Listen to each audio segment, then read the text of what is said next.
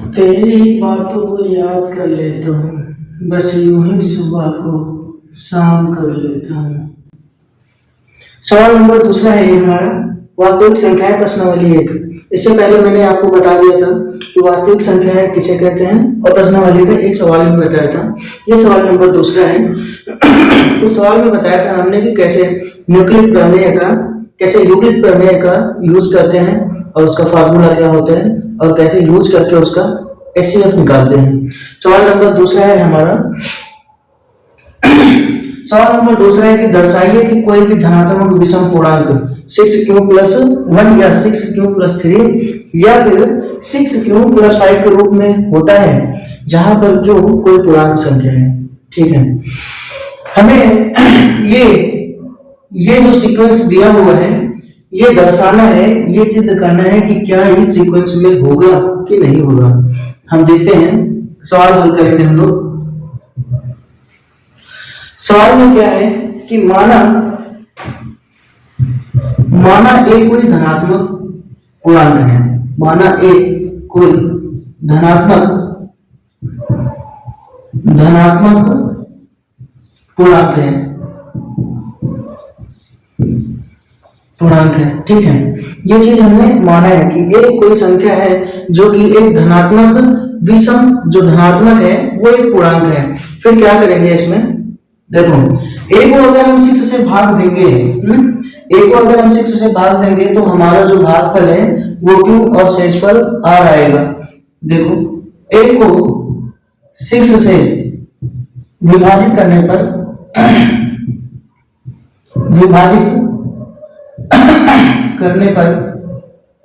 भागफल जो है हमारा, भागफल वो q और शेषफल हमारा r आता है। शेषफल r आता है। देखो ये हमने माना है कि माना a कोई एक धनात्मक पूर्णांक है। अगर a को हमने 6 से विभाजित करेंगे तो जो हमारा भागफल है वो आएगा q और शेषफल आता है r। जहां पर r की वैल्यू, जहां पर जो r है इसकी वैल्यू 0, 1, 2, 3, 4 या फिर 5 हो सकती है। ठीक है, देखो हमें सिर्फ इतने तक सिद्ध करना है, 5 नंबर तक सिद्ध करना है, मतलब 1 से लेकर 3, 3 से लेकर 5 नंबर तक। तो हमने वही संख्याएं काउंट की हैं, क्योंकि यहाँ पे हमारा लिखा हुआ है पूर्णांक, विषम पूर्णांक, ये धनात्मक विषम पूर्णांक। पूर्णांक किन संख्याओं को कहते हैं ये हमने बात किया था जब वास्तविक संख्याएं पढ़ाया था। तो ये इस चैनल का पहला वीडियो था जब मैंने आपको वास्तविक संख्याएं पढ़ाई थी। अब देखते हैं सवाल क्या कह रहा है। सवाल में ये है कि जहां पर r बराबर इतनी संख्याएं हैं, ये फिर हमने r की जो वैल्यू है ये रखेंगे। अब हम क्या करेंगे कि यूक्लिड प्रमेय का यूज करेंगे। यूक्लिड प्रमेय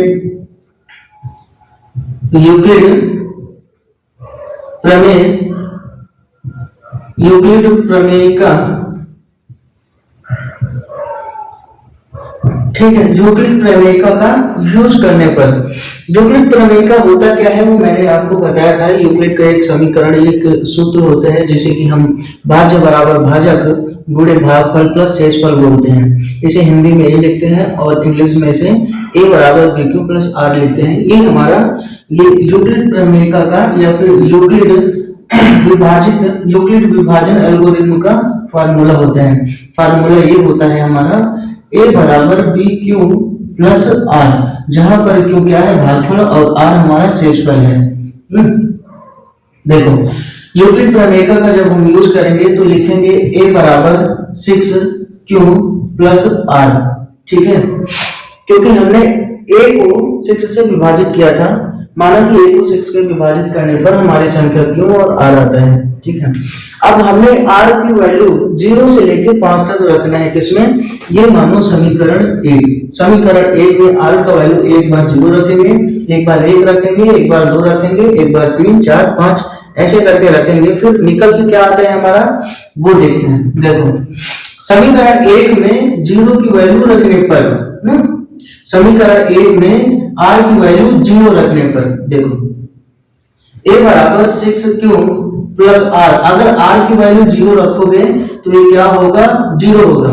ये क्या हो जाएगा, हल करेंगे तो 6 क्यों आएगा निकल के, ठीक है।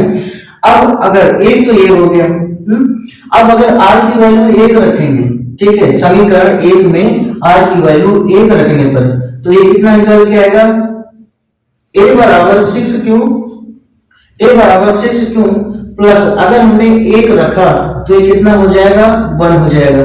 एक तो ये हो गया, ठीक है, एक ये हुआ जब हमने 0 रखा और एक ये हुआ जब हमने 1 रखा। अब क्या करेंगे, r की वैल्यू 2 रखेंगे, इसमें a बराबर समीकरण 1 में r की वैल्यू 2 रखेंगे।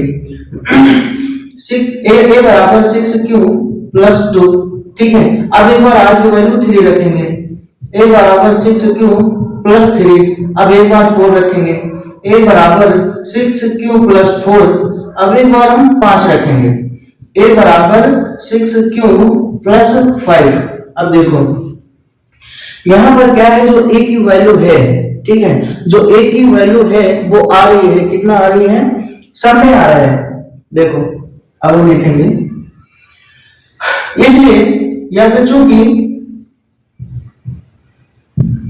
चूंकि जो a बराबर है 6a, ठीक है, a बराबर 6a और 1 में आ रहा है a बराबर 6 क्यों है, a बराबर 6 क्यों प्लस 2, 1 में आ रहा है a बराबर 6 क्यों प्लस 4। ये संख्या क्या है, ये संख्या सम संख्या है। कैसे सम संख्या है, जैसे कि हम ये एक जो है ये संख्याएं सम संख्याओं में आ रही हैं, ए की जो वैल्यू है वो सम संख्याओं में आ रही है, ठीक है। परंतु जो ए है वो हमारा क्या है, ए है जो हमारा वो है विषम पूर्णांक, ठीक है। यहाँ पे लिखेंगे क्योंकि हमारा, ठीक है, ए जो है वो है ए क्या है, विषम पूर्णांक है, विषम पूर्णांक है, क्योंकि ये जो देखो ये धनात्मक विषम पूर्णांक था तो हमने माना था कि एक कोई धनात्मक पूर्णांक है, बट क्या है कि यहाँ पे एक धनात्मक, सॉरी, यहाँ का मान जो है समीकरण 0 का मान रखा तो एक बार ये उठा लिया, सेकंड बार ये उठा लिया मैंने और फोर्थ बार ये उठा के यहाँ पे ही सीक्वेंस में रख दिया। इससे क्या होता है, ए की जो वैल्यू है वो हमें सम संख्या प्राप्त होती है। जब सम संख्या प्राप्त होती है, क्योंकि जो एक ए है ये एक विषम पूर्णांक है, एक विषम पूर्णांक है, तो इसलिए ये जो सीक्वेंस है ये और ये इसी रूप में होगा, मतलब ये विषम पूर्णांक ही होगा। हमें बस यही सिद्ध करना था, मतलब कि हमारा 6 क्यू प्लस 1 और 6 क्यू प्लस 3, ठीक है, और 6 क्यू प्लस 5 ये क्या होगा, ये इस रूप में होगा। सवाल नंबर दूसरा लेते हैं। इस प्रश्नावली का सवाल नंबर तीसरा है। सवाल नंबर तीसरा क्या बोल रहा है कि किसी भी परेड में 616 सदस्यों की टुकड़ी को 32 सदस्यों वाले एक आर्मी बैंड के पीछे मार्च करना है, ठीक है। तो बताइए कि उन स्तंभों की संख्या क्या है जिन पे वे मार्च कर रहे हैं। हमें उन सदस्यों की संख्या बतानी है, स्तंभों की संख्या बतानी है जिन पे वे मार्च कर रहे हैं। तो कैसे आएगा, मैंने आपको जब सवाल नंबर पहला इस प्रश्नावली का वक्त पढ़ाया था तो उसमें बताया था कि यूक्लिड प्रमेय एल्गोरिथम का यूज कैसे करते हैं, और उसका फार्मूला क्या होता है, ये मैंने उसमें पूरा विस्तार पूर्वक बताया था। तो देखो यही चीज वहां पे मैंने बताया था कि वहां पे भी 2 चीजें होती हैं जिनका हमें एचसीएफ ज्ञात करना होता है, और यहाँ पे भी यही चीज दिया हुआ है। अगर हम इसका और इसका एचसीएफ यूक्लिड प्रमेय एल्गोरिथम का प्रयोग करके निकाल लेंगे तो जो संख्या हमें प्राप्त होगी वही संख्या स्तंभों की संख्या होगी, ठीक है। तो हम शुरू करते हैं, हल करते हैं यहाँ से सवाल। ये वास्तविक संख्याएं, ये रिलेशन वास्तविक संख्याएं चल रहा है, प्रश्नावली 1 चल रही है, प्रश्नावली 1 का तीसरा सवाल है, हाई स्कूल में चल रहा है। हल करेंगे हम, अगर स्तंभों की जो संख्या है वो निकालेंगे तो उसका हम एचसीएफ, इसका एचसीएफ निकालेंगे। देखो किसका एचसीएफ निकाल रहे हैं, 616 और 32 का यूक्लिड प्रमेय मतलब क्या, यूक्लिड प्रमेय एल्गोरिथ्म का यूज करके एचसीएफ अगर हमें निकालनी है इसका, तो वही स्तंभों की संख्या होगी। देखो मैंने बताया था कि जब ऐसी दो संख्याएं दी हुई हो तो जो बड़ी संख्या है उसे हम मानेंगे a और जो छोटी संख्या है उसे हम मानेंगे b। तो a बराबर कितना दिया हुआ है, a बराबर मानेंगे सबसे बड़ी संख्या को, b बराबर मानेंगे सबसे छोटी संख्या को। अब इन दो संख्याओं में यूक्लिड यूक्लिड प्रमेय एल्गोरिथ्म का यूज करेंगे, मतलब यूक्लिड प्रमेय का यूज करेंगे। कैसे यूज करेंगे, देखो उसका सूत्र होता है, एक सूत्र ये होता है a बराबर बी क्यू प्लस आर। ठीक है, ये उसका सूत्र होता है। इसे हम ये इस तरह से भी बोलते हैं भाज्य बराबर भाजक गुणे भागफल प्लस शेषफल। यहाँ पर भागफल ये क्यू है और जो शेषफल है ये आर होता है। ठीक है, तो देखो क्या करेंगे हम, इस 32 को इससे हम भाग करेंगे, 32 भागे 616। ठीक है, 32 भागे 616, 32 एकम कितना जाएगा, 32 एकम 32। ठीक है, तो कितना बचेगा इधर, 32 एकम 32 जाएगा, तो 11 में से 2 गया 9 बचा, और 5 में से 3 गया, 5 में से 3 गया तो 2 बचा, इधर 6 बचा तो 6 उतार लेंगे। ये कितनी बार जाएगा, 9 दूनी 18, 9 बार ले जाते हैं, 9 दूनी 18 की 8, हाथ से आया कितना 1, 9 3 27, 27 1 28, कितना 28। ये 9 बार संख्या जाएगी। ठीक है, 28। अगर हम अब इसे माइनस करेंगे तो 16 में से 8 जाएगा, कितना बचेगा 8 आएगा, 8 में से 0 ये 0, 8 में से 8 गया 0, 2 में से 2 गया 0 बचा। अब क्या है, अभी भी जो हमारा ये शेषफल, ये जो शेषफल है ये 0 नहीं आया है, मतलब कि 8 नॉट इक्वल टू 0 के। तो अब हम क्या करेंगे, अब हम फिर से करेंगे क्या, 32 और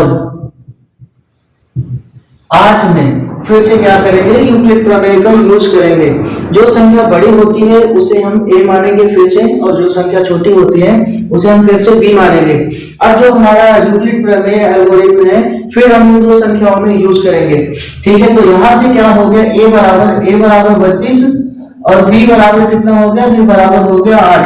फार्मूला क्या होता है हमारा, फार्मूला ये होता है कि a बराबर बी क्यू प्लस आर।